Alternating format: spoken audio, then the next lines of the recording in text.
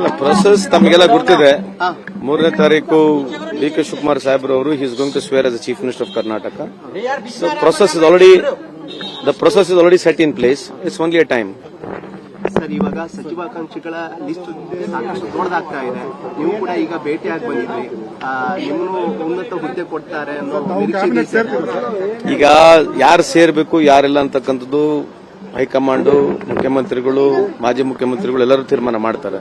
So definitely what ever party ಯಾರಿಗೆ ಏನ್ ಮಾಡ್ಬೇಕು ಏನ್ ಮಾಡಬಾರತಕ್ಕಂಥ ಯೋಚನೆಯಲ್ಲಿ ಪಾರ್ಟಿ ಇದೆ. ಸೊ ನಮ್ our wish is that anybody can become. So we have to wait and watch. CM Siddaramaiah ಅವರು ಇವಾಗಲೇ ಹೇಳಿದ್ದಾರೆ, ಅವ್ರಿಗೆ ಮುಂದಿನ ಯಾವ ರೀತಿ ಜವಾಬ್ದಾರಿ ಇರುತ್ತೆ ಪಕ್ಷದಲ್ಲಿ ಸಿದ್ದರಾಮಯ್ಯ ಅವರು? ಅಲ್ಲ, ರಾಹುಲ್ ಗಾಂಧಿ ಅವರ ಜೊತೆ ಅವ್ರು ಮಾತನಾಡಿದ್ದಾರೆ.